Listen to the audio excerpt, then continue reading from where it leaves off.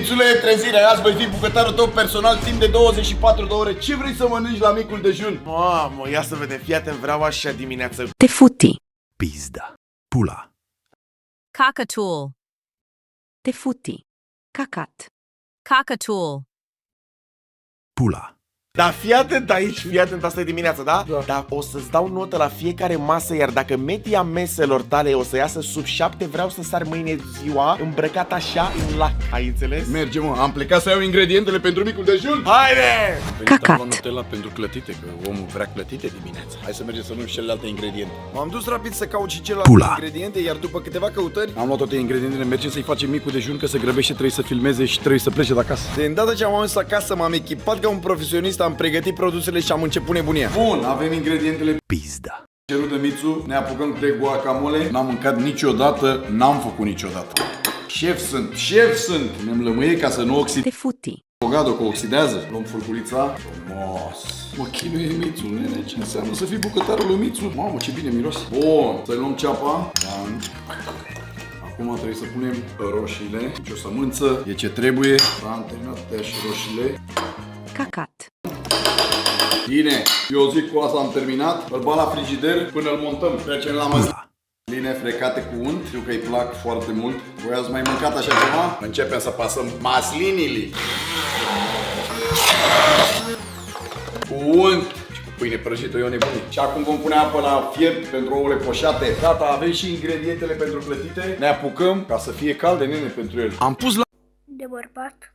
Ole, uite ce e aici, nene, mai cu lapte, Mițule, fără apă, nu există apă. Facem calitate, nene, calitate. Am mai pus niște făină, totodată am pus și uleiul. Te futi. Iar după ce am pus, a luat un tigaie, am vrut eu să fac pe șmecherul și...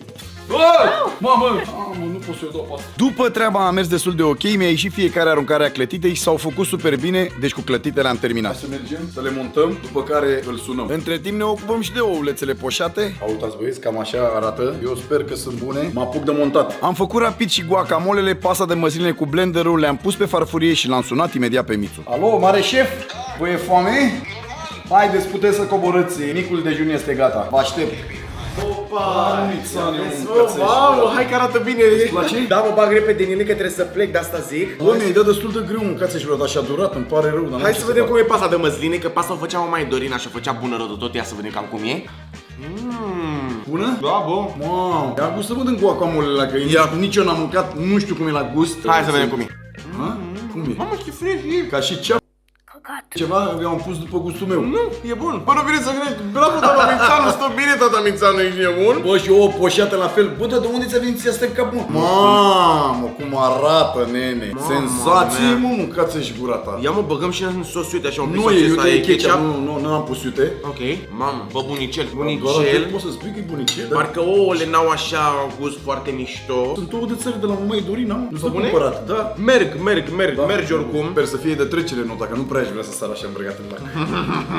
Bă, dar mai pus pâine lângă, așa, să mănânc și eu cu ouă ăsta. Pâine tot prăjită, da? Da. Gata. Am zis că mănânci așa combinat cu guacamole. Pâine, cu... sare, unde e sarea, unde e pâinea totuși? Mă, și sincer, Mamă, am pus sare, dar nu știu gustul tău. cam puțin așa. Ce e în farfurie? Asta e plating, așa se face, nu mult. Da, mă, frate, dar vreau să mă și satur. Hai să-ți fac unul mai făcut și unul mai puțin făcut. Mănâncă și tu un pic mai repede, că nu prea mai am timp să-ți fac și prânzul. Vreau în felul următor, te rog. Piept de rață, sparanghel și piure de cartofi dulci. Vezi că vin acasă relativ de vreme, da? Adică nu vin la prânz la 5. Ai lins tot, înseamnă că a fost bun. Dă foame mai mult. Băi, frate, dar nimic nu e bun, mă, de ce fac eu? Ce că dă foame, auzi, vine desertul. Ia să vedem. Te rog. Clătitele. Băi, frate, sunt reci, mă. Haide, bă, frate, Bă, ai sunt întârziat. reci. Ai întârziat. Unde mă sunt târzi? Am venit în 2 minute. Ce să fac? Mai mult, dar dă-mi. Sunt bune, dar sunt reci. A durat mult așa mâncarea, sincer. Băi, prima oară când fac așa ceva. Băi, frate, e 11 și ceva, ești nebun? Guacamole, tu crezi că guacamolele alea se face așa într-un minut? O să-ți dau o notă acum, să vedem cum se treaba.